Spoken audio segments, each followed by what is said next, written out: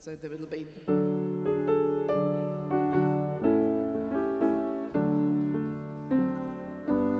like that, just a tiny pause. All right, let's do the doxology in F with the funny rhythm. Okay, I better go.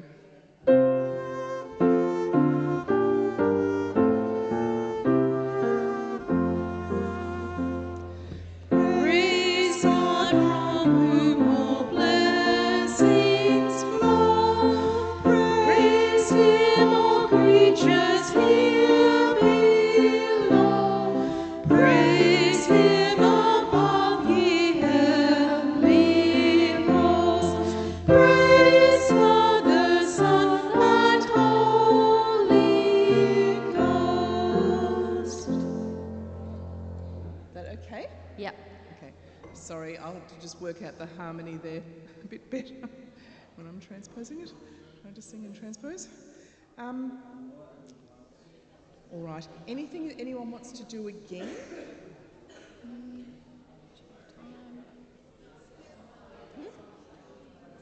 There's just the one. Yep. Do you want to do the psalm again? Yeah. Okay. I do. But yeah, they only do Okay. Hang on, I'll just get it up. Has Chinwe heard or? The psalm again? the psalm. Doing the psalm. Yeah, and Yeah. I'll start from halfway.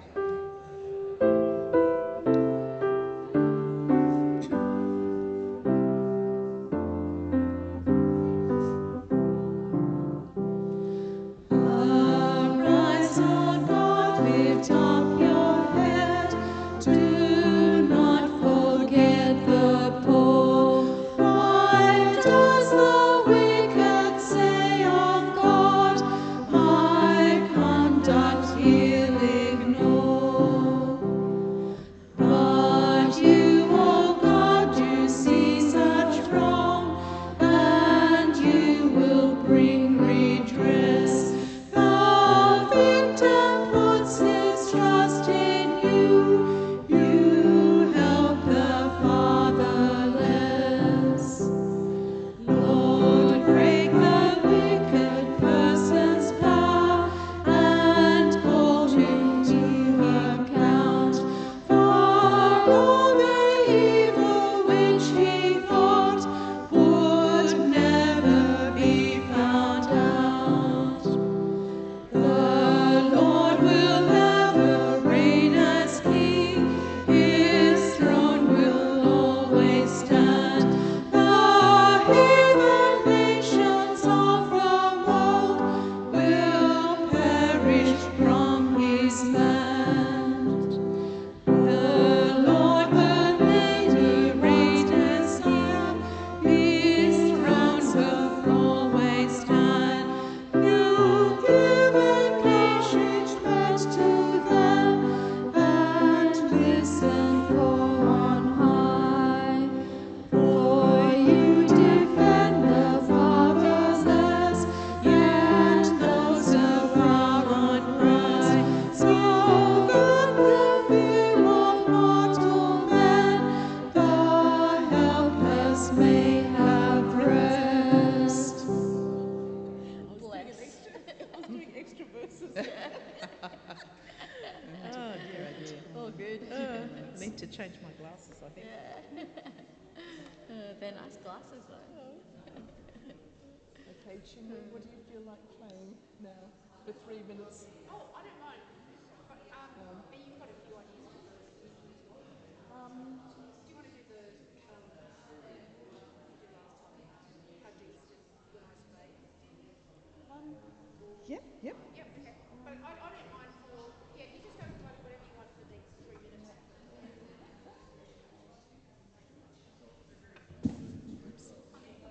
Renee, Oh yeah. take that. Sorry, Joe. Sorry. Is that for communion? Oh, for mass communion. survey? Oh, yes, I forgot. Let me have a look. Yeah, let's do Yes. Sorry, I moved. I completely forgot about it. For the instrumental, did you say? Yeah. Yeah, thinking. Yeah. So whatever you're thinking, Team Leader said, delivering the message, whatever you're thinking she'll go with. Okay, so you won't sing for it, we'll just play for it. Okay, yeah.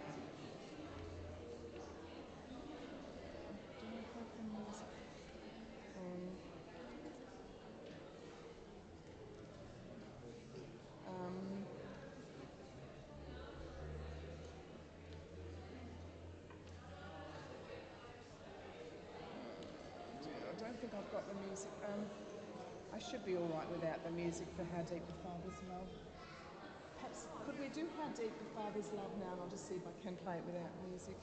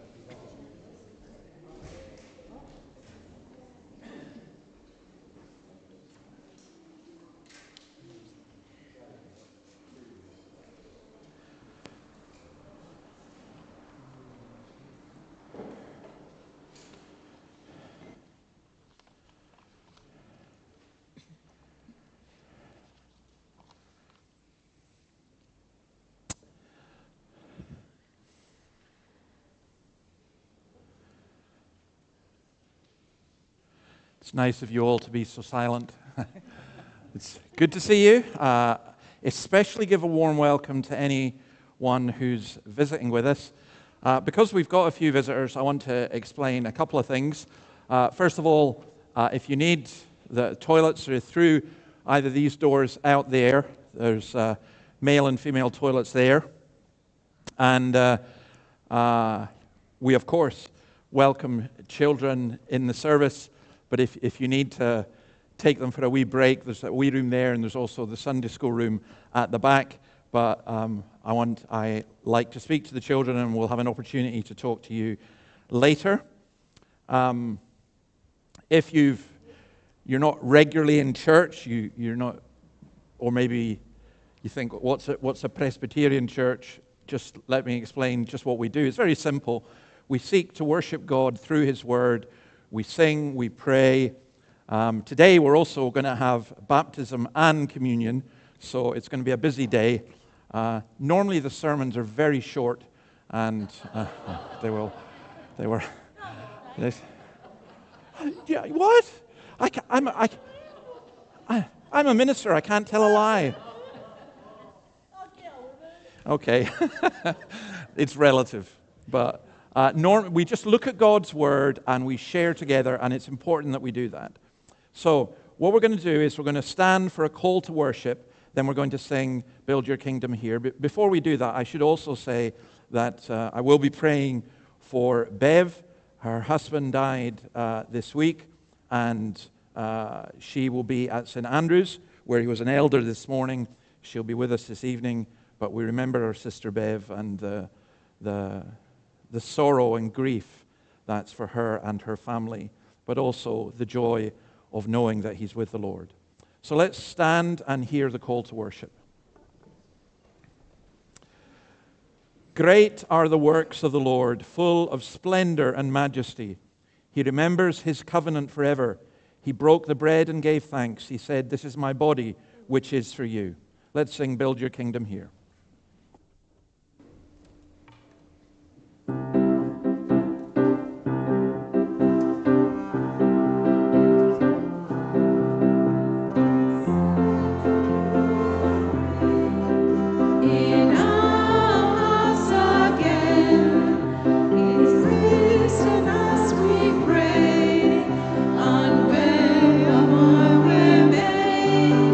Come set the hearts of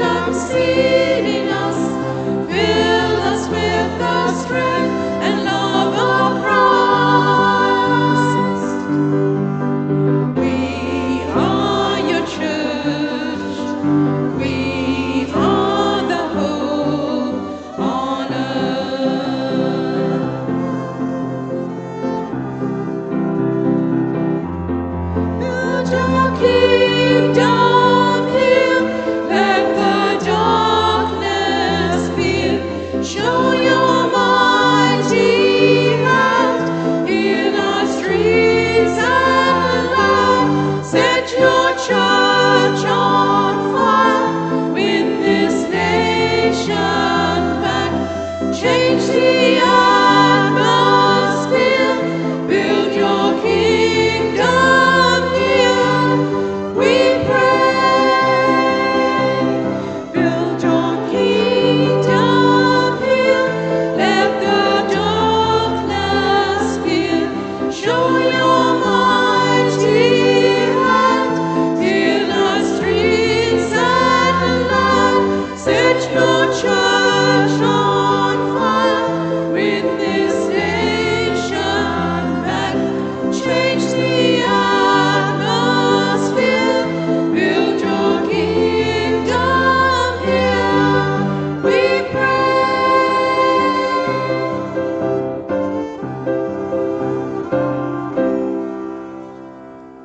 Please be seated and let's pray.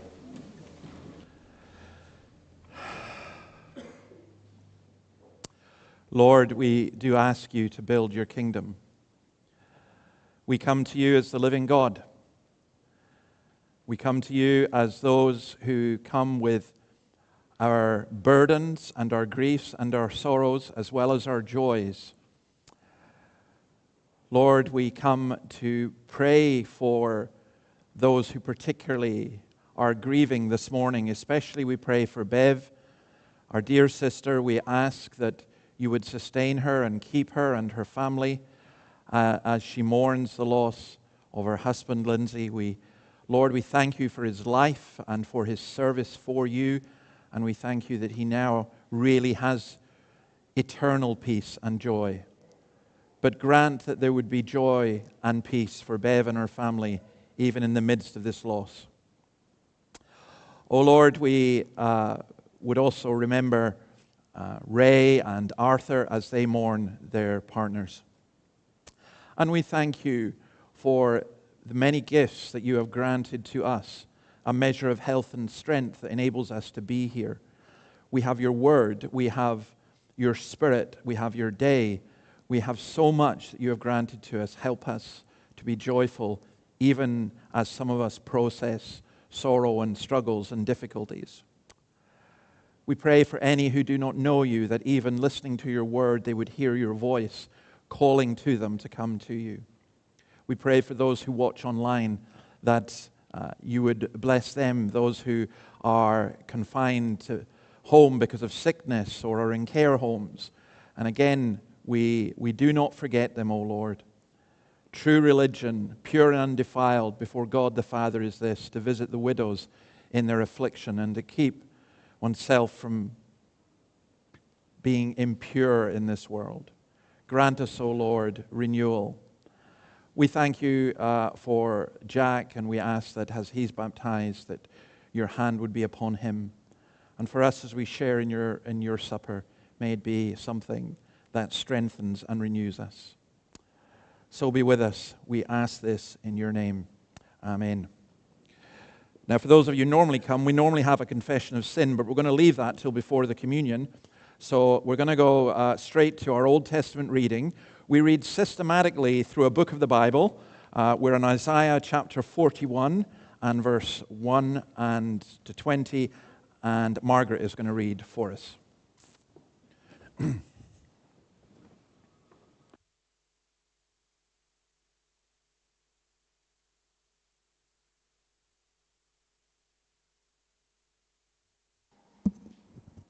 It's on page 702 of the Church Bible. Be silent before me, you islands. Let the nations renew their strength. Let them come forward and speak. Let us meet together at the place of judgment. Who has stirred up one from the east, calling him in righteousness to his service? He hands nations over to him and subdues kings before him. He turns them to dust with his sword, to wind-blown chaff with his bow. He pursues them and moves on unscathed by a path his feet have not travelled before. Who has done this and carried it through, calling forth the generations from the beginning? I, the Lord, with the first of them, and with the last of them, I am he. The islands have seen it and fear. The ends of the earth tremble. They approach and come forward. They help each other, and they say to their companions, "Be strong." The metal worker encourages the goldsmith, and the one who smooths with the hammer spurs on the one who strikes the anvil. One says of the welding, "It is good." The other nails down the idol so it will not topple. But you, Israel, my servant, Jacob, whom I have chosen, you descendants of Abraham, my friend, I took you from the ends of the earth, from its farthest corners I called you. I said, "You are my servant. I have chosen you and have not rejected you. So do not fear, for I am with you. Do not be dismayed, for I am your God. I will strengthen you and help you. I will uphold you with my righteous right hand. All who rage against you will surely be ashamed and disgraced. Those who oppose you will be as nothing and perish. Though you search for your enemies, you will not find them. Those who wage war against you will be as nothing at all. For I am the Lord your God, who takes hold of your right hand and says to you, "Do not fear, I will help you. Do not be afraid, you worm Jacob, little Israel. Do not fear, for I myself will help you, declares the Lord, your Redeemer, the Holy One of Israel. See, I will make you into a threshing sledge, new and sharp, with many teeth. You will thresh the mountains and crush them, and reduce the hills to chaff. You will winnow them, the wind will pick them up, and a gale will blow them away. But you will rejoice in the Lord and glory in the Holy One of Israel. The poor and needy search for water, but there is none. Their tongues are parched with thirst. But the Lord will answer them. I, the God of Israel, will not forsake them. I will make rivers flow on barren heights and springs within the valleys. I will turn the desert into pools of water and the parched ground into springs. I will put in the desert the cedar and the acacia, the myrtle and the olive. I will set junipers in the wasteland, the fir and the cypress together, so that people may see and know, may consider and understand that the hand of the Lord has done this, that the Holy One of Israel has created it.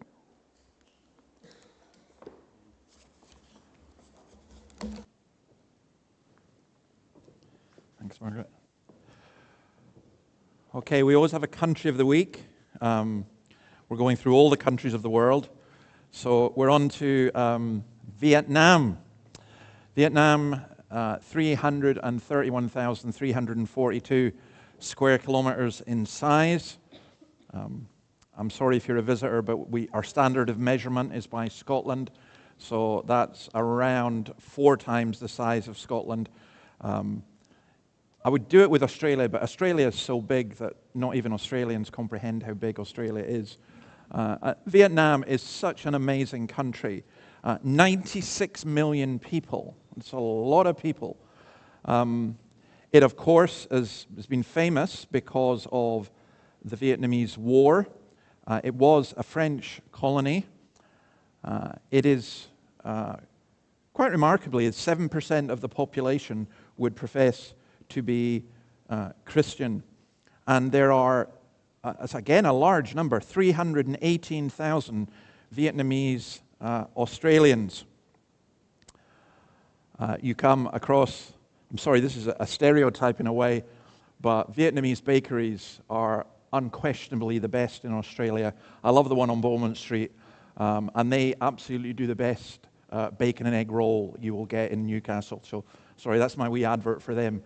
But they are lovely. They're just lovely people. And I think the bakery, I'm trying to work out why they're so good at baking. And I reckon it's because of the French influence. Maybe that was one good thing the French bought. But also Vietnamese refugees here have brought so much good. We particularly appreciate because our dentist is one of the Vietnamese boat people. And the Lord has richly blessed this country in having people like him and his wife. So we pray for the Vietnamese, for the church there. It's still not easy being a Christian in Vietnam. And we pray for the Vietnamese people who are here that they would know that they're welcome and that they wouldn't experience pushback or racism of any kind. So Alan is going to lead us in prayer.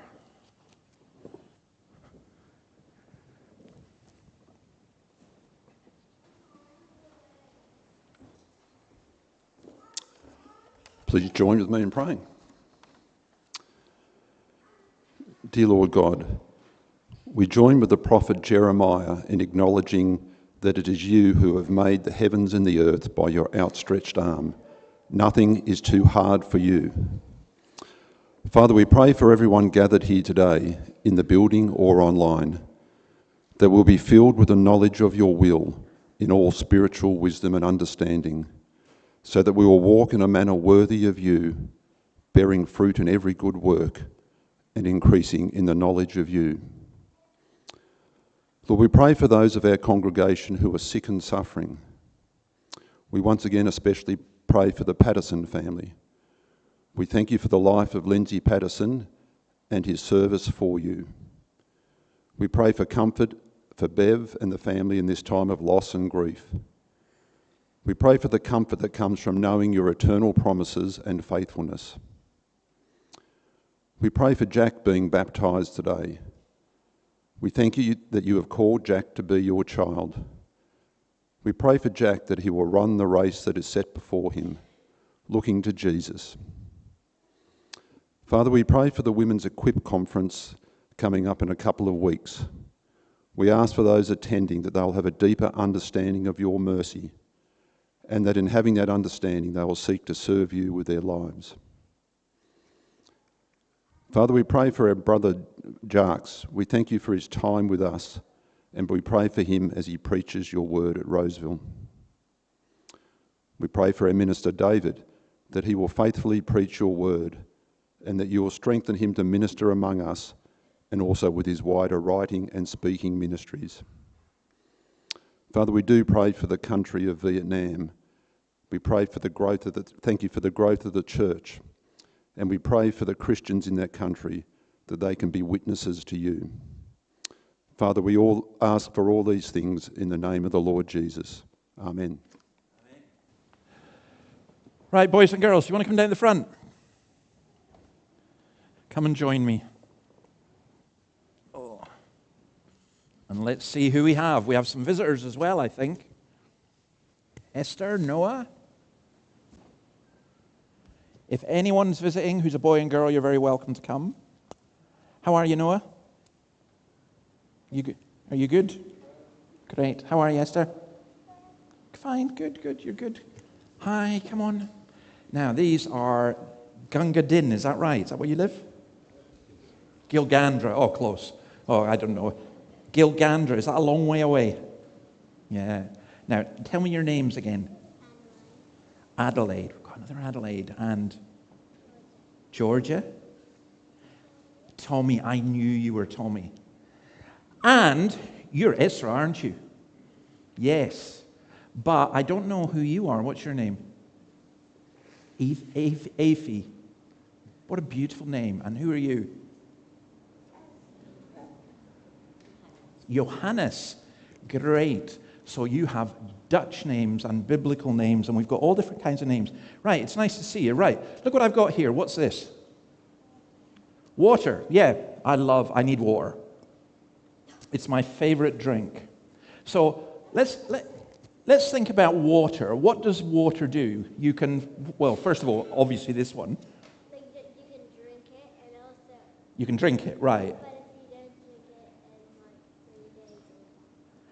If you don't drink, you can drink it, but if you don't drink it in 3 days, you will die. Now, that's taken a dark turn. This is not where I was expecting to go. But actually, no, you're right. You are right. You know, you're right. You need water because your body is like, I'm not very good at biology, but you're about 70 or 80% made up of water. You've got a lot of water in you, and you need it because it comes out in different ways. It's really hot and you're sweating. You need to drink loads and loads and loads of water. I remember when it was very hot one day in Scotland, the one day in the year it's hot, and I was burning straw on a farm, and I sweated so much that all the water came out, and then I went all cramp and everything because the salt comes out as well. And I was told you have to drink bottles and bottles and bottles of water. So you drink it to refresh you. What else can you do with water?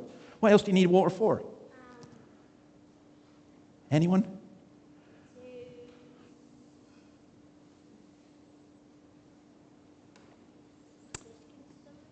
You can what? Think what you use water for. What did you use water for this morning? I can tell by your faces you all used it. What did you use it for? A shower. Who washed their faces this morning? Yeah? Did you not wash your face? No. It's very dirty. Did you do it afterwards? No, you wash. Ezra, you think that's funny. I like you. You're good. Now, you use water to clean yourself as well. So that's two things. So I think actually that'll do enough. You can use water for other things. You can swim in it, but you use it to clean and you use it to refresh yourself. Now, we are going to have a baptism just now, and up there, in there, we've got a towel. I really hope this is true. There should be some water in there. What are we doing when we baptize somebody?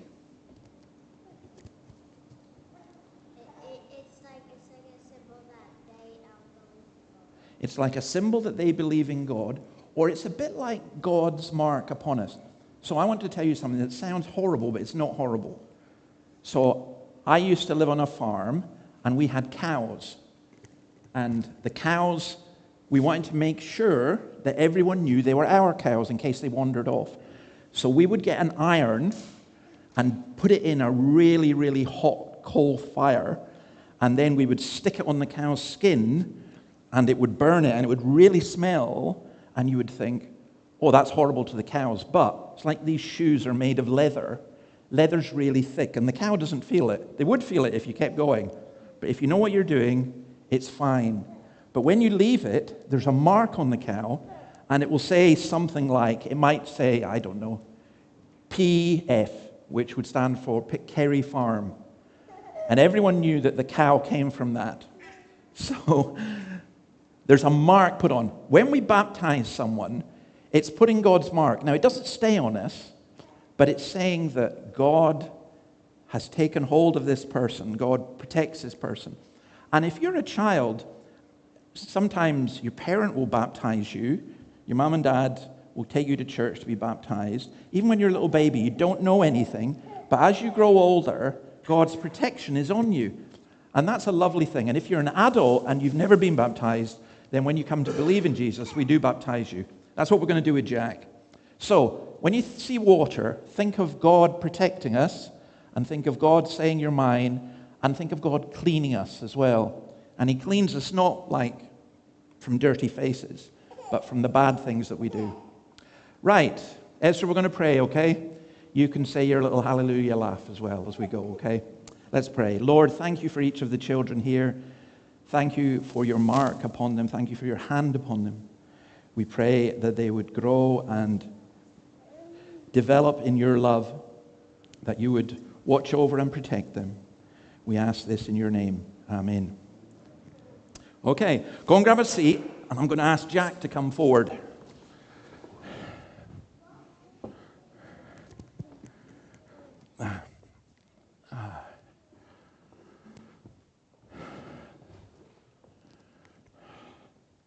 Jack, do you want to just use this one? You stand up there. Okay. So welcome. A very simple question, first of all. Who are you? My name's Jack. Jack. And where are you from, Jack? Just over in Rankin Park. Okay. And, sorry, this is not a rude question, but how old are you? You're a young man, so... 18. 18. And what do you do? I'm a builder's labourer. Okay. Well, Jack, it's been really nice getting to know you. How long have you been coming to the church? Well, since Good Friday, so a bit over a month now. Okay. And why do you want to be baptized? Well, I hold that Jesus is my Lord and Saviour, and it follows from that. It's a requirement to join the church, that institution, which I think is necessary. Yeah, you're absolutely right. I mean, it's lovely having you with us. I'm going to ask you some other questions, and they're like vows. And then I'm going to ask the congregation to stand, and I'm going to ask the congregation a vow, and that is because in being baptized, you're being baptized into the church, and it's a promise that we make as well to care for you as well as you being part of us, if you see what I mean. So let me ask you this, Jack. Do you believe that Jesus Christ is Lord? Do you trust in him and his sacrifice on the cross alone for your salvation? Yes. Have you confessed your sin, repented and turned to God, calling on him and trusting his Son? Yes. Do you believe that the Bible is the Word of God and as such your only rule of faith and life? Do you promise as far as God enables you to live by its teachings? Yes. In joining the Church of Jesus Christ, do you promise to love your fellow believers, share in the worship and fellowship of the church, and as Hebrews says, obey your leaders and submit to their authority as far as God enables you? Yes. Jack, could I ask you to come down to the front here, please?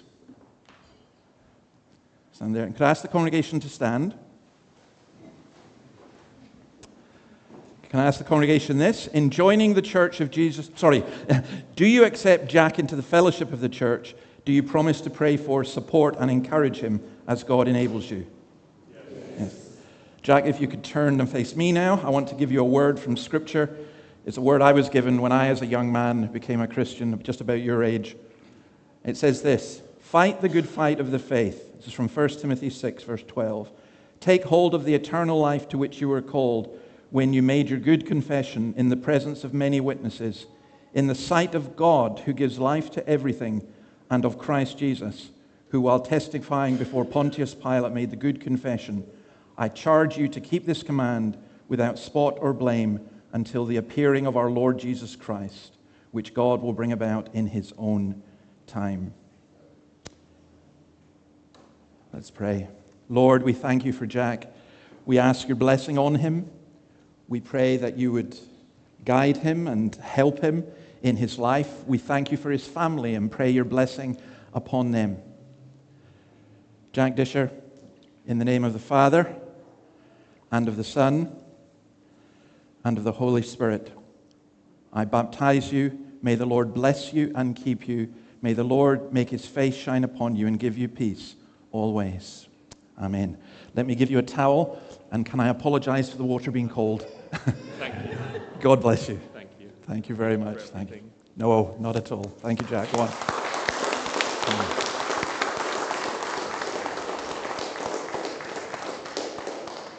Please have a seat. Can I just say this in testimony to Jack, that we had a conversation this week, and I have to say it's one of the most encouraging conversations I've ever had. To see a young man with an understanding of the Word of God in such a short period of time is really quite lovely and very encouraging. So I'm going to ask you actually to stand and sing just the doxology. Let's stand and sing this. Praise God, from whom all blessings flow.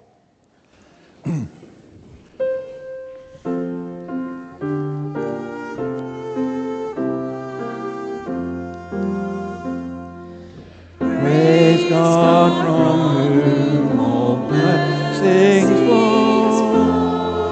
Praise him, all Creatures here below, praise him above the heavenly hosts.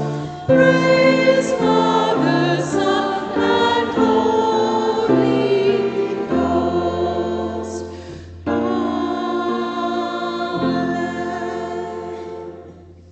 Please be seated. And our New Testament reading is from the book of Hebrews, chapter 6, verses 1 to 12, and Ruth is going to read that.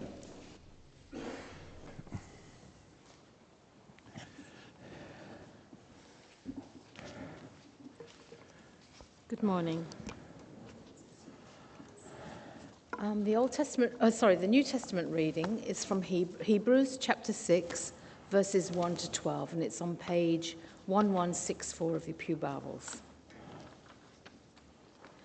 Therefore, let us move beyond the elementary teachings about Christ and be taken forward to maturity, not laying again the foundation of repentance from acts that lead to death, and of faith in God, instruction about cleansing rites, the laying on of hands, the resurrection of the dead, and eternal judgment.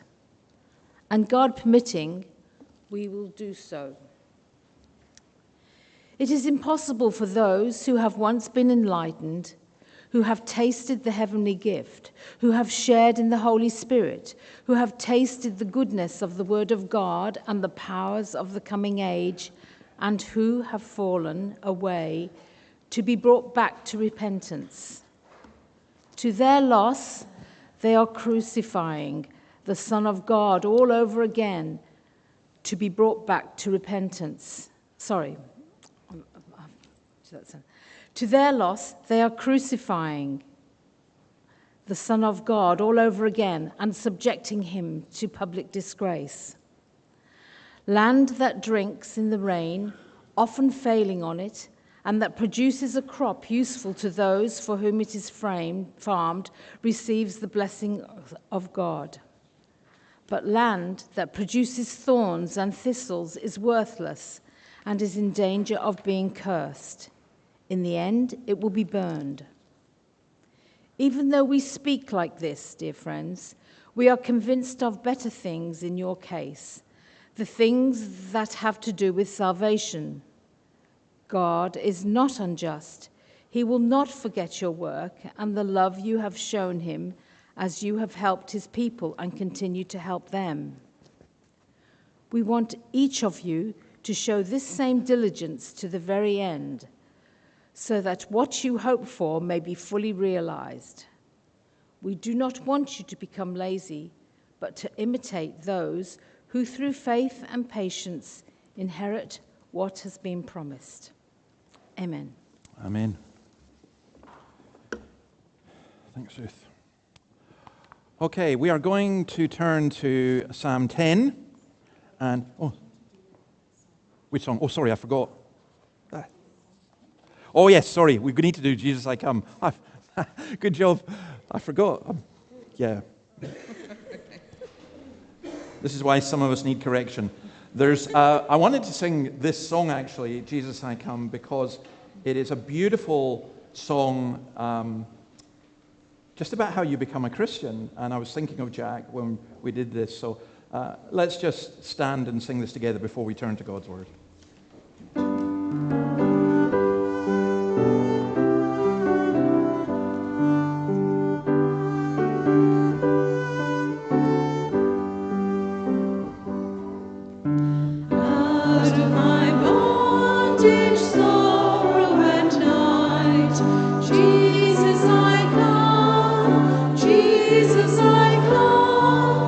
Into thy freedom, gladness, and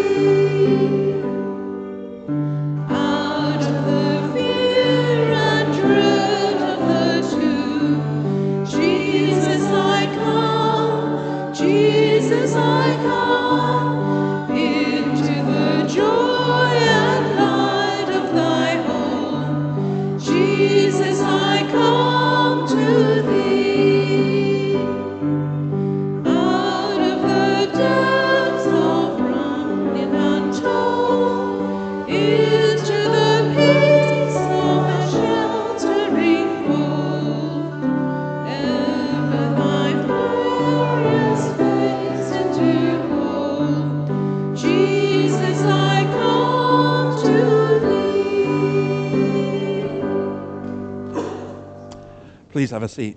Yeah, now we'll turn to Psalm 10. Thank you very much. Now, we won't be able to read it all, but I would strongly recommend reading Matthew 27 or putting your finger, if you've got a Bible, into Matthew 27. I'm going to refer to it often in terms of the cross. When we do communion, we always look at a psalm. The Psalms are the songs of the Bible. They are the hymn book of the Bible. And we try and sing at least one here every service, actually. Now, this psalm is, Psalm 9 and 10 are basically one psalm. They're what's called an acrostic psalm. So that you'd have a verse beginning with A, a verse beginning with B, a verse beginning with C, if it was in English. But these are the Hebrew letters that are used. These songs, Jesus would have known, Jesus would have memorized. All Jewish children would have remembered them. And I'll say to the boys and girls here, that's a lot to remember. But it does you a lot of good when you remember God's word as a child. Your mind is much sharper as a child than when you get older, like some of us. But there's a real problem with this song. And I think it's a problem that we can identify with, and it's simply this. Psalm 9 speaks of a just king who believes, but whose faith has been shattered. Psalm 10 continues on that. And we begin Psalm 10 with what is a shocking verse, given what has occurred in Psalm 9, where he says he places his faith in God. Why, O Lord, do you stand far off? Why do you hide yourself in times of trouble? Now, there's a teaching. For those of you who get your theology off the internet or like discussions with atheists and stuff on the internet, which I do, right now, one of the big issues is what's called the hiddenness of God. How can you believe in a God you can't see? How can you believe in God? I mean, this is not a particularly new issue, but how can you believe in God if he doesn't provide you with proof and so on? And so they say that God is hidden and that we have to find him if he exists at all. Now, I think that's profoundly mistaken, because I think it's like somebody standing in front of the Mona Lisa with their eyes shut saying, how can I see the Mona Lisa? Well, if your eyes are shut, you can't see. You need to have your eyes open to see. I think that the evidence for God is absolutely overwhelming, but we just have this blindness. That's why the Bible talks about the devil having blinded us in that regard. Now here, when it's talking about the hiddenness of God, it's not talking about the hiddenness of God of the unbeliever, but it's talking about the hiddenness of God for the believer. What does that mean? Well, look what in Psalm 9, verse 9, it says, the Lord is a stronghold in times of trouble. In Psalm 10, verse 1, it says, why do you hide yourself in times of trouble? These two psalms are very closely connected, but there's a paradox. And here's something that's really important. If you think that because you're a Christian, or when you become a Christian, if you become a Christian, you're going to have this life of blessed assurance all of the time, you are in for a big shock. I have never met a Christian who has experienced that, at least who is being honest. Because sometimes what you read in God's Word and what you experience seem to be contradictory. Now, the emphasis I would say here is on the word seems. So Psalm 9 and verse 10, those who know your name trust in you, for you, Lord, have never forsaken those who seek you. But sometimes we feel forsaken. Sometimes there's a tension between faith and between experience. God never forsakes his people, but sometimes we feel as though he does. Sometimes we are far away from God in our unbelief, and sometimes we feel that God is far away from us, as though God is not present with us. If you ever meet a Christian who says, I know that Jesus is with me all the time, I experience it all the time, well, maybe they're the most unusual Christian in the world. Because sometimes we don't feel that. We don't sense God's presence. And then people say, well, you shouldn't go by your feelings. Yes and no. Yes, you shouldn't go by your feelings, but no, you shouldn't be satisfied that you don't feel. Let me put it this way. If you're married and you say, I don't feel love for my husband, or I don't feel love for my wife, say, well, look, you're married to them. Get over it. Just get on with it. You're committed to them and everything else. Okay, but, you've lost that loving feeling. Now it's gone, gone, gone. You want to do the righteous brothers things. You want something. You want to feel it. And it's the same with God. When God is absent, when you feel that God is absent, you may know in your head that God is with you, but you want to experience it. That's the point. And that's where Jesus comes in. Matthew 27, on the cross, from noon until 3 in the afternoon, darkness came over all the land. About 3 in the afternoon, Jesus cried out in a loud voice, Eli, Eli, lama sabachthani, which means, my God, why have you forsaken me?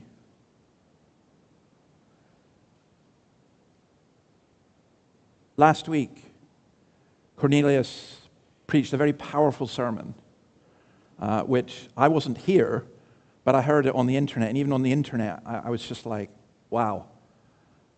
And partly, I was thinking about this. To have your child cry out to you, why have you deserted me? Why have you forsaken me? When we take communion, it's not a magical ritual, but it's reminding us of what Jesus did for us. And part of it that is he was forsaken for us. And he wasn't lying. He felt forsaken. Now, I think that God was pleased with Christ at the same time as judging our sin in Christ. But that's a really, why, O Lord? So that's where the psalm begins. Then it goes on to say this. Let's go Psalm 10 from verse 2. In his arrogance, the wicked man hunts down the weak, who are caught in the schemes he devises. He boasts about the cravings of his heart. He blesses the greedy and reviles the Lord. In his pride, the wicked man does not seek him. In all his thoughts, there is no room for God. His ways are always prosperous. Your laws are rejected by him. He sneers at all his enemies. He says to himself, nothing will ever shake me. He swears, no one will ever do me harm. Now, faith says that the wicked are going to be caught in their net. Back to chapter 9, verse 15, Psalm 9, verse 15, that's what it says. But in life, we often find that the wicked hunt down the weak, that they have false values, that they are in essence practical atheists. They have prosperity without morality, and they have a blissful self-assurance. We are great. We're doing fine. We don't need God at all. In his pride, the wicked man does not seek him. In all his thoughts, there is no room for God. Now we live in a culture where we are continually distracted and there's lots of thoughts. You think about what you think about. Sometimes stop and evaluate what you're thinking. But so many of us are like on dopamine hits for what we see on TikTok or on the internet. And sometimes we need to back off and start thinking, well, wait a minute, is there any room for God in my head, in my thoughts? The fool says in his heart, Psalm 14, verse 1, there is no God, they are corrupt, their deeds are vile. There is no one who does good. What the psalmist is saying here, and please, this is not being offensive, this is telling the reality. When people turn away from God, they end up worshiping themselves and serving their own desires. He says here they boast of the craving of their heart. And they contradict the judgment of God. Notice what he says. They bless the greedy and revile the Lord. In Job 35, verse 10, Job asks this, no one says, where is God my maker who gives songs in the night? So I will tell you the number one reason that people are not seeking God. I will tell you the number one reason that there aren't queues outside the door. Nice to see so many of you here today. I long for the day when we do have queues outside the door. But the number one reason that we don't, and that 25,000 people can go and see the nights, which I will say again was a wonderful experience, but not as good as church. The reason there should be 25,000 people queuing to get in to hear about God, the reason that doesn't happen is not because people don't really have evidence. It's because they have no need of God. They have no room for God. And you see this all the time. I remember doing door-to-door in an area. It really struck me. It was just so powerful an illustration. On one side of the road was the poor council housing estate. And we took ages going through, knocking on doors, people wanting to talk to us. And then on the other side was the posh middle-class housing estate. And we went through that housing estate like a dose of salt. No one wanted to hear. No one wanted to know. They were all too busy. They were all satisfied. And it was just a great illustration of this principle. What do you need God for? Matthew 27:35. When they had crucified him, they divided up his clothes by casting lots. There's the Son of God dying on the cross.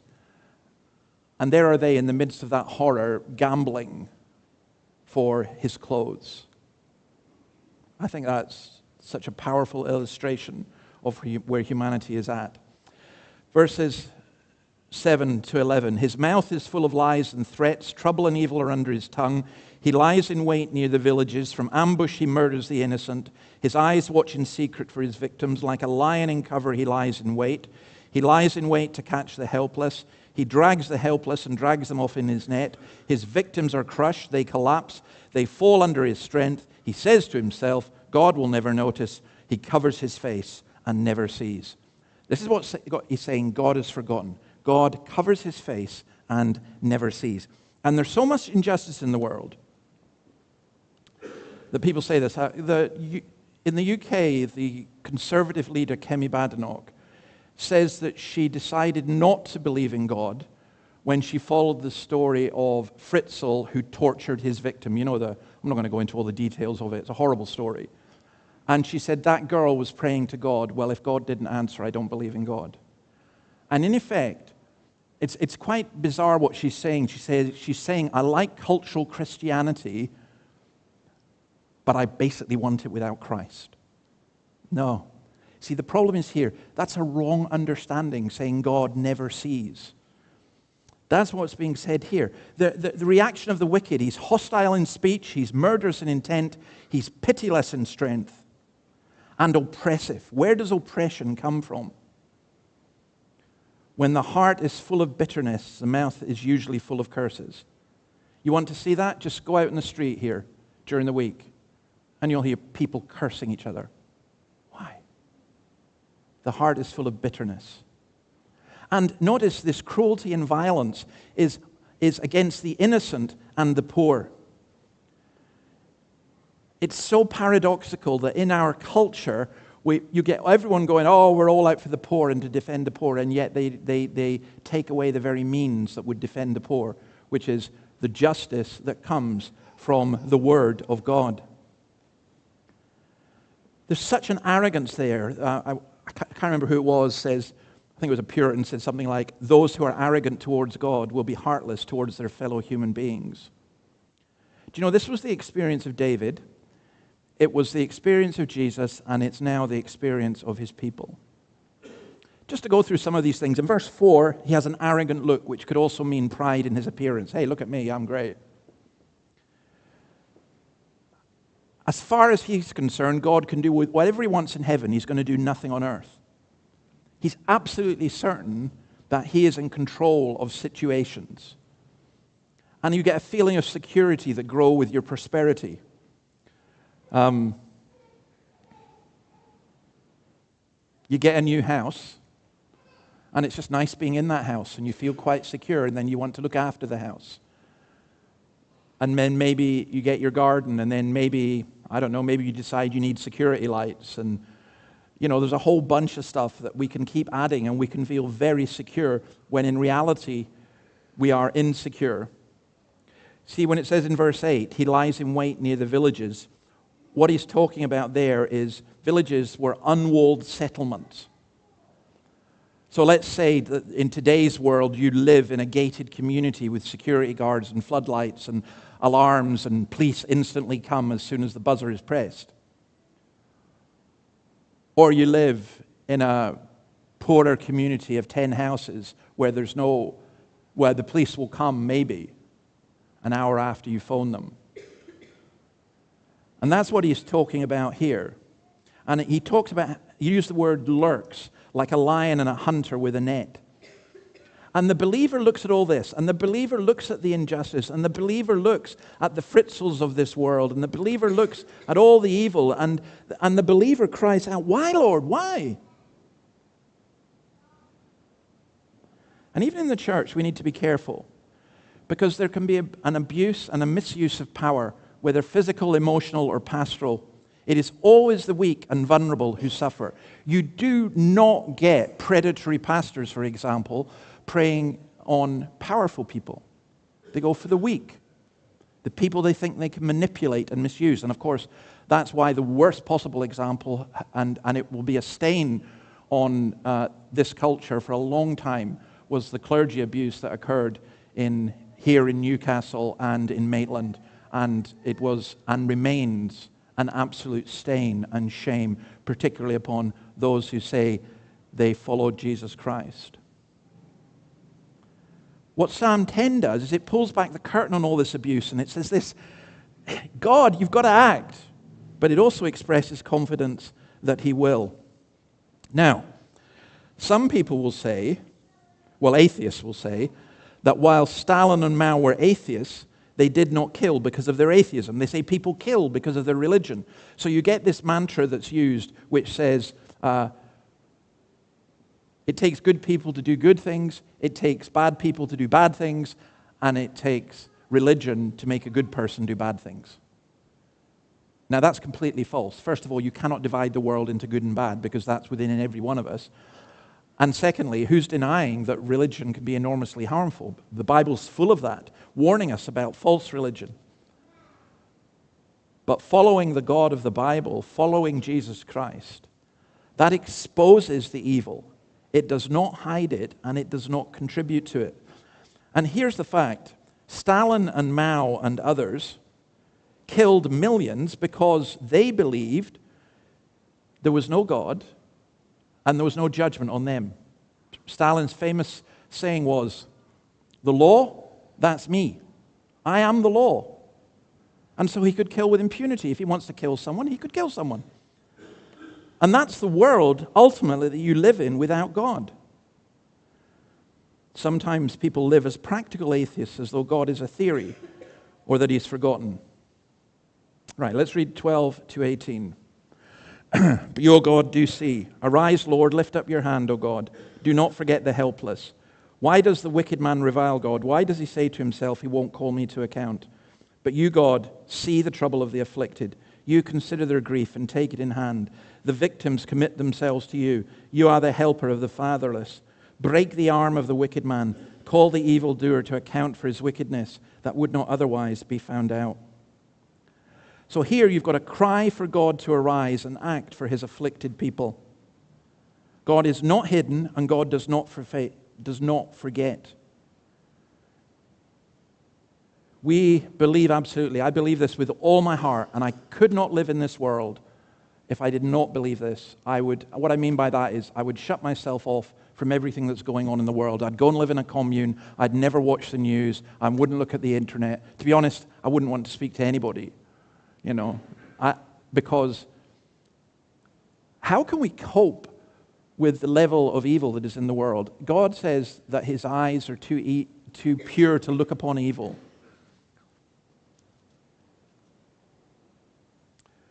We ain't seen nothing. You see the boy that was killed in England, Henry Novak?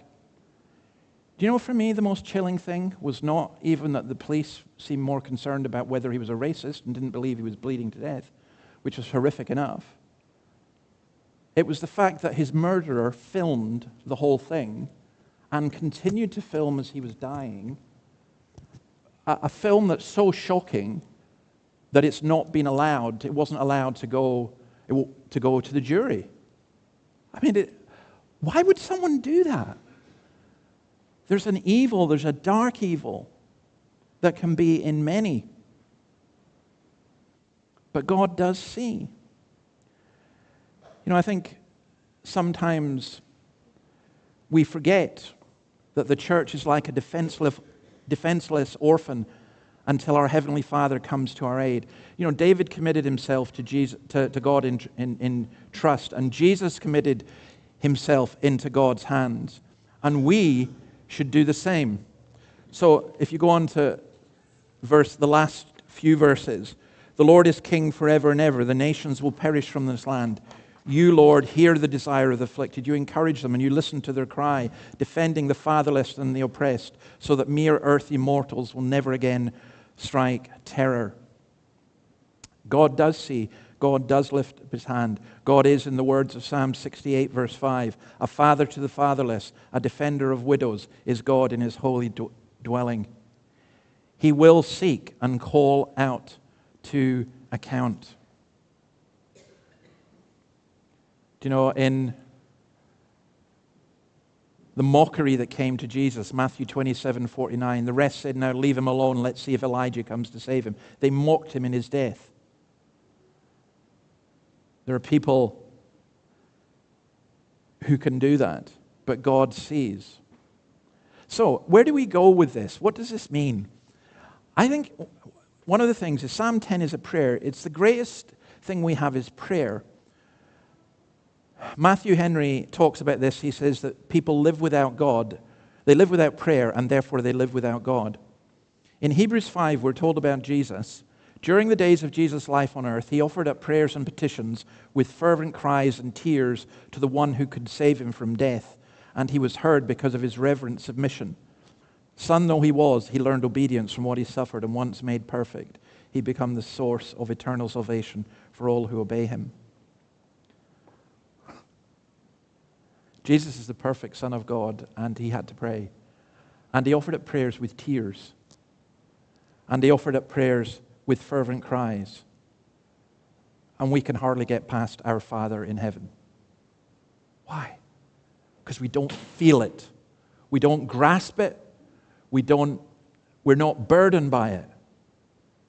See, I think as Christians, we should be really burdened by the violence that encompasses so many in our culture and society, whether it's domestic violence, whether it's violence against children, violence against the poor.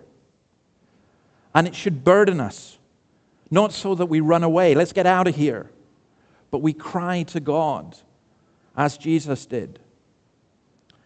And that's why at the end it says, the Lord is king forever and ever. Justice will come. Just over and over in the Psalms, you see this. Psalm 93, verse 1. The Lord reigns. He's clothed in majesty. The Lord is robed in majesty and is armed with strength. The world is firmly established. It cannot be moved. All those who do evil will one day stand before God and give account of their evil, which is why you should feel sorry for people who do evil as well. See, God hears our prayers. 3 times I pleaded with the Lord to take it away from me, says Paul in 2 Corinthians about his thorn in the flesh. But he said to me, my grace is sufficient for you. My power is made perfect in weakness. Therefore I will boast all the more gladly about my weaknesses, so that Christ's power may rest on me. And listen to this. That is why, for Christ's sake, I delight in weaknesses, in insults, in hardships, in persecutions, in difficulties. For when I am weak, then I am strong. When people mock the Lord's people, when people attack us, when people have a go at us, there's a tendency for us to say we need to stand up and fight, we need to defend our rights, we need to fight back. Actually, what we need to do is delight in the weaknesses and the insults and in the hardships and in the persecutions. Why? Because God will deal with it. We have to be realistic about the life and the world in which we live. We have to realize that Jesus went through all this hostility that is expressed here in Psalm 10. We must learn to set faith against experiences, so that if Kemi Badenoch understood who God was and really believed in Jesus, she would say, what happened with Fritzl was horrendous and horrific, but one day God will bring him to justice. And as for that wee girl, do you not think that God will be merciful on her? You know, Jesus was mocked for being a king. The Lord is king forever and ever. When the Jewish leaders thought of a king, they thought someone was going to come, and forgive me for this illustration, but they're going to be like a MAGA king. You know, they're going to be tremendously powerful and have lots of nuclear weapons and nuke all the bad guys and just deal with everyone. But Jesus came as king, and he ended up being crucified with the thieves and the robbers. And that's why he was mocked. What kind of king are you? Hail the King of the Jews. Look at you. You're pathetic. Matthew 27, they stripped him and put a scarlet robe on him, and then twisted together a crown of thorns and set it on his head. They put a staff in his right hand, then they knelt in front of him and mocked him. Hail, King of the Jews, they said. They spat on him and took the staff and struck him on the head again and again.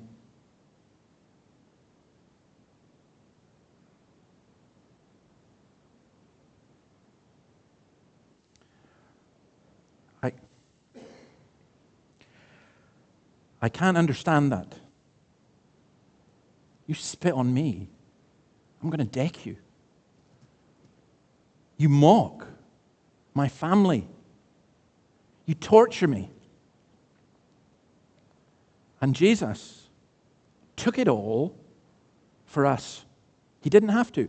Again, 27, when Jesus cried out again in a loud voice, he gave up his spirit. At that moment, the curtain of the temple was torn in two from top to bottom. The earth shook, the rocks split, and the tombs broke open. The bodies of many holy people who had died were raised to life. They came out of the tombs after Jesus' resurrection and went into the holy city and appeared to many people. When the centurion and those with him who were guarding Jesus saw the earthquake and all that had happened, they were terrified and exclaimed, "Surely he was the Son of God." This is the very heart of the Christian faith. You go back to what Cornelius said last week in how deep the Father's love for us that he gave his Son. But we also think of the love of Christ for us, the Son of God who loved me and gave himself for me. And the agony of Psalm 10, why do you hide yourself in times of trouble? Lord, what are you doing? What do you care? God's answer is, look at the cross. Look at what Jesus did. And then dare say to me that I don't care. I dare you. You want to know how much God cares for you and loves you. It is in the death of his Son which we commemorate just now. And I will say this, that if you're not a Christian, to be invited to come to the one who died for you is the most beautiful thing. You're invited to a feast. But if you are a Christian and you're saying, God, where are you? God, where are you? He's saying, I'm here. I'm here. I died for you. I sent my Spirit. I will be returning as well. Don't ever question my justice, my goodness, my mercy, or my love. If you do that, you set yourself above God and you create a hell within your own soul. I just love this. I love the fact that the Lord is king, that he does see, that people may mock him. You, O Lord, do see, and you know. And for me, and I hope for all believers, that's such a beautiful and wonderful thing. Let's pray. Lord, we ask your blessing on your word. Help us to understand and to apply it. We pray that at times when we feel so far from you and so confused and so overwhelmed by all that's going on around us in the world and perhaps in our own families, perhaps in our own lives, and all the burdens and concerns that pile upon us, Lord, help us to see that you do see and that you do care. And there is not a sparrow falls to the ground, but you do not know. There is not a child who dies that you do not know. There is not one injustice in this world that you turn away from. You know. And we bless you, Lord, that you are the God of justice, the God of mercy, the God of grace, the God of power. So help us as we continue to reflect on this in your name. Amen. Now we're going to sing Psalm 10. No, we're not going to sing the whole psalm. We'll sing verses 12 to 18, and we shall stand to sing.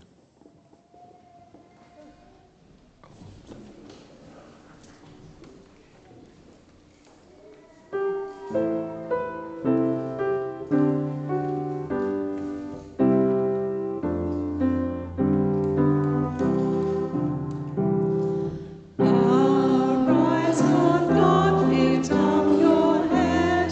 Do not forget the poor. Why does the wicked say of God, my conduct he ignore? But you, O God, do see such wrong, and you will bring redress. The victim puts his trust in you. You help the fatherless.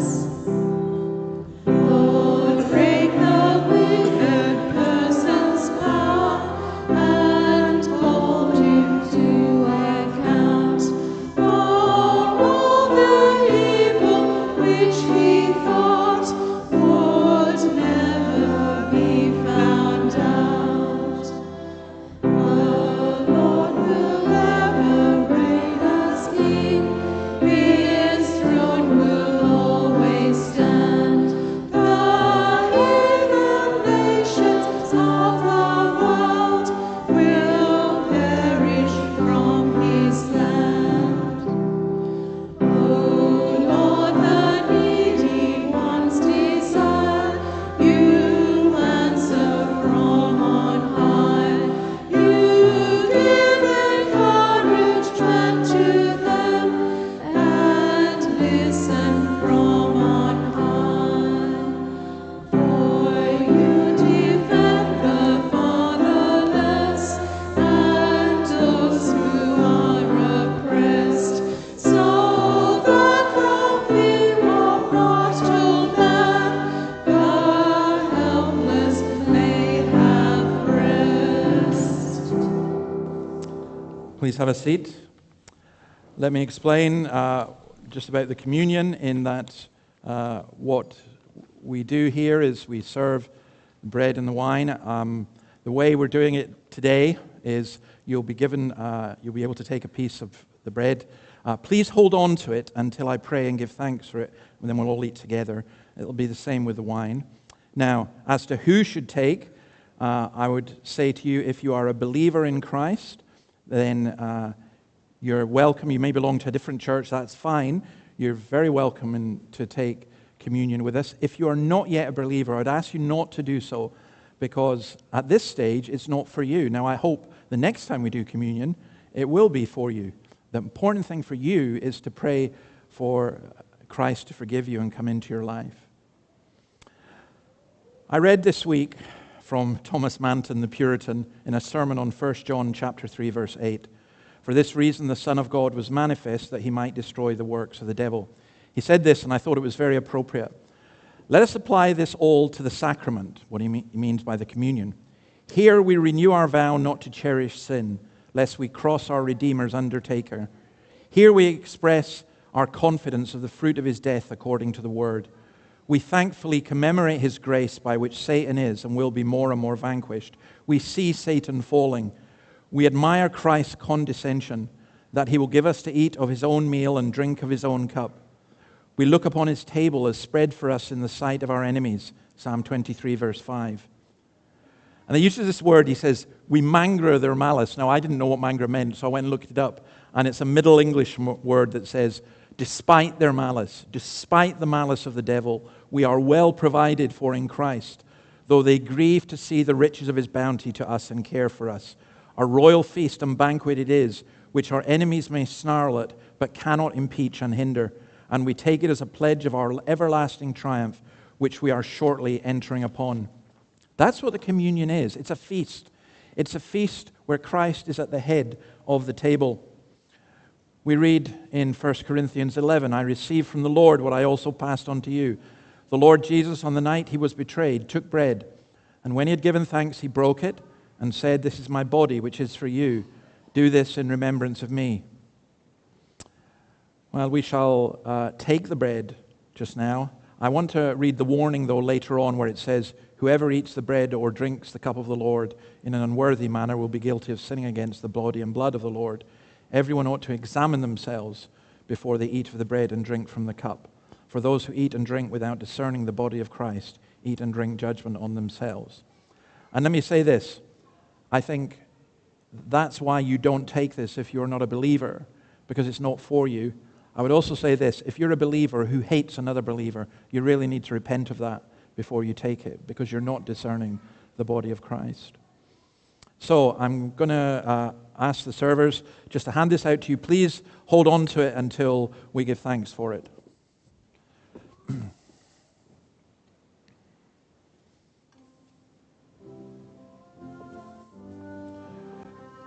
So you go in the middle, and you go up the... Oh, you can't, can you? There's only one. You can't go at the end. You just have to help in the middle till the...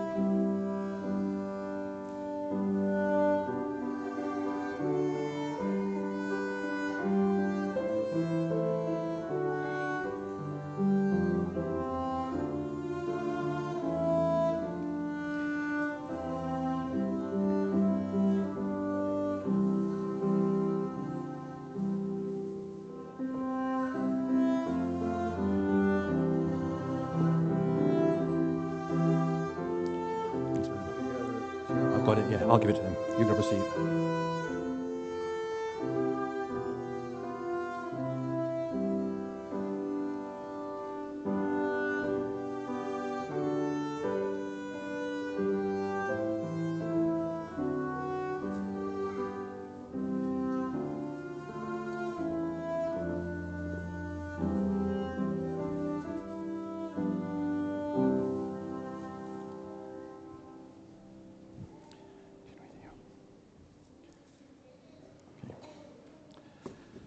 Let's give thanks. Lord, this bread broken symbolizes and is for us your broken body, wounded, pierced, attacked, mocked, for us, that we might be set free. We thank you that this broken body brings a new body, a healed body, a body which is vast in number and includes people from every tribe, nation, language, ethnicity. We bless you for that, and we eat this with thankfulness. Amen.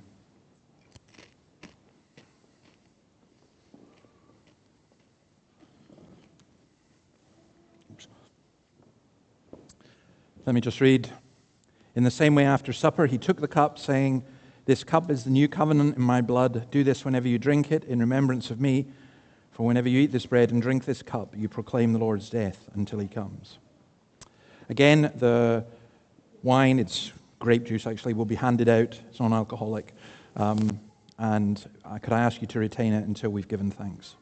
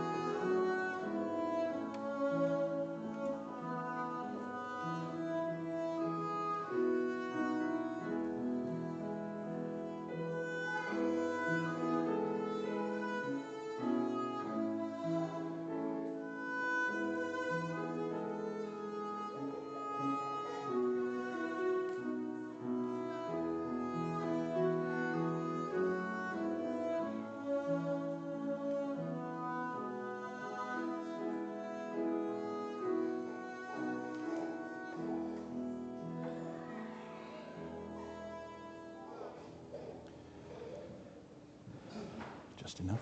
There we go. Jimmy.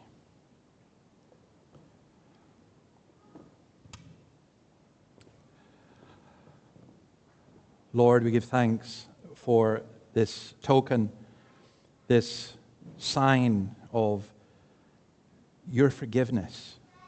And as we drink it, confessing our sins, we know that our sins are washed away, and in that we rejoice. We bless you, sweet Jesus, for that.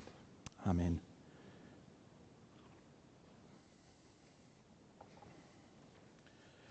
We shall collect up the glasses afterwards. Well, it's a great privilege to be able to sit at the Lord's table. It's also a great privilege to be able to welcome some new members. So I'm going to ask the Tomatas if they'll come forward. Jack, if he can come forward, and Jen, and also Jeff and Sandy. Could you all come up to the front here, please?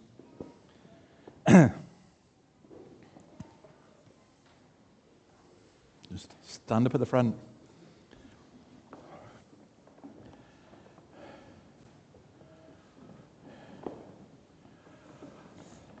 So we've already met Jack. I just want you to briefly introduce yourself. David, can you introduce your family? Just for maybe people who don't know. Well, my name's David Tomata. It's my family. My wife, Ellie Tomata. It's my daughter, Esther, and Noah. Lovely, thank you. You've been around for a while now. You've not been around so long, but Jeff and Sandy, could you introduce yourselves, please? Hi, I'm Sandy Bullock. And I'm her very grateful husband, Jeff. Good. And Jen, please. Hi everyone, my name's Jen. I've been here, same as Jack, since Easter time.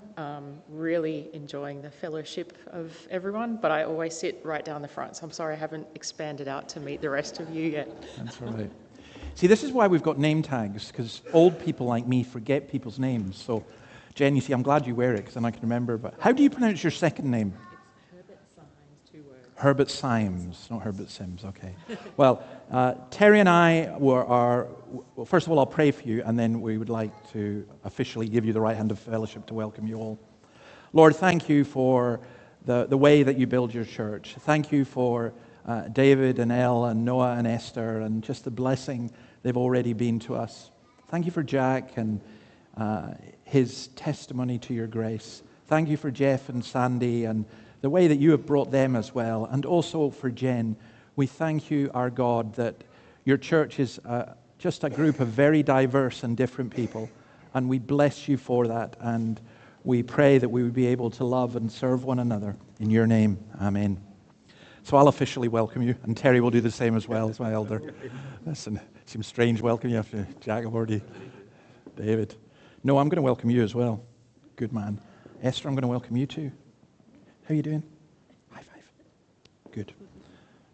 Welcome, as always. Right. Terry will also grab you.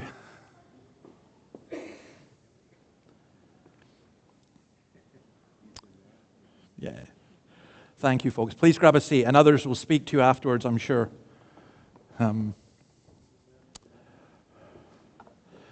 Right, we're going to finish by singing in a moment, but before we sing, can I just mention the Alive at 5 tonight? Some of you may be interested in this.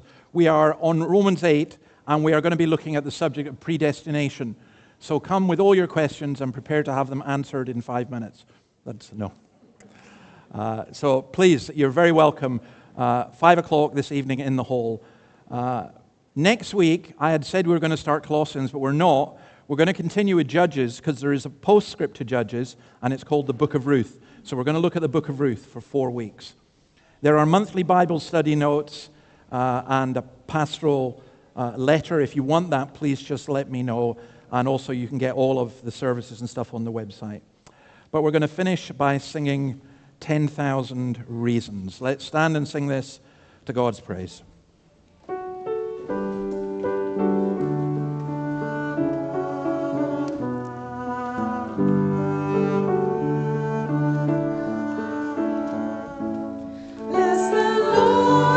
My soul, oh my soul, worship His holy name. Sing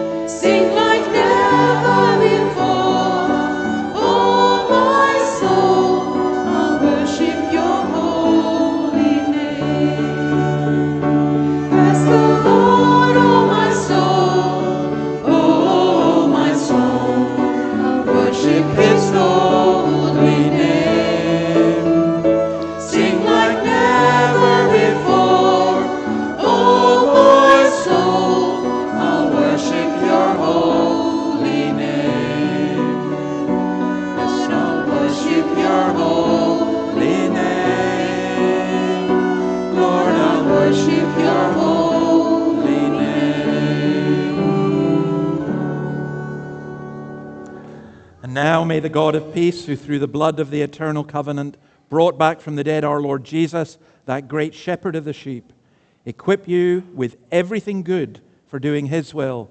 And may He work in us what is pleasing to Him through Jesus Christ, to whom be glory forever and ever. Amen. Amen. Okay. All right, folks, there's tea and coffee and everything through in the hall. And Catherine, glad to have your appreciation.